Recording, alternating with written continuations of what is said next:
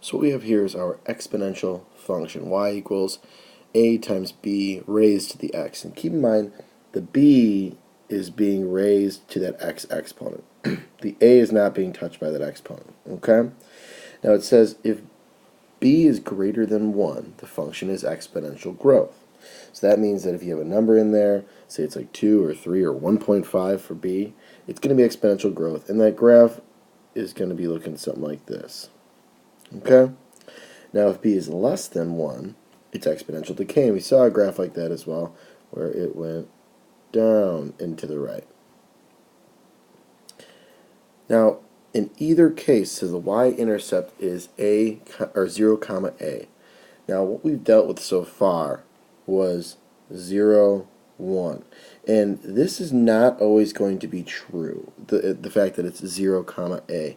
That y-intercept is going to change as we add more things to these graphs. So, for now, with what we're dealing with, yes, but let's this one's kind of a loose fact there, not quite always true.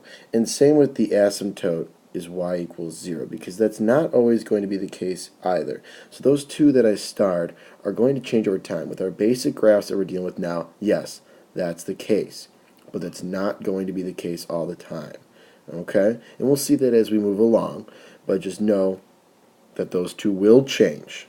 But these first two are always the case. If b is greater than 1, it's growth. If b is less than 1, it's decay. But remember, it's the number that is being raised to the x, not this guy out here. The number that's being raised to the x is what we want. Okay. So let's take a look at our growth and decay functions. Okay. So this first one here, let's determine if it's growth or decay. Well, inside here, the part that's being raised to the x is greater than 1, so it's growth.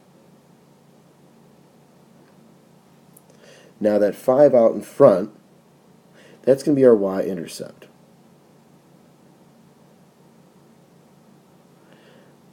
Or we could really write it with as an ordered pair. That would be the best way to do it. So 0, comma 5.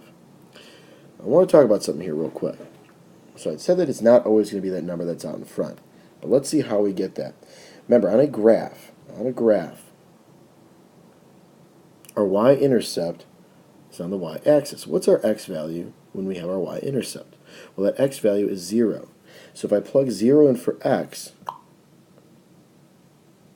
that would give me my y-intercept. Well, 1.02 raised to 0 is just 1. 1 times 5 is 5. So that's how I get my y-intercept. Alright, and that's how it always works. If I plug 0 in for my x's, then that's going to give me my y-intercept. Doesn't matter the graph. Any of the graphs we've dealt with, if you plug 0 in for x, that's going to give you your y-intercept. Okay, let's keep moving. Why don't you try these next two on your own, pause the video, and then check them.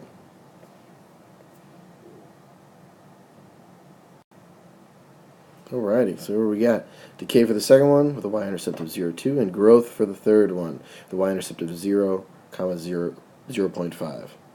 Excellent. Remember, it's growth because of that 1.42 and decay because of that 0.72.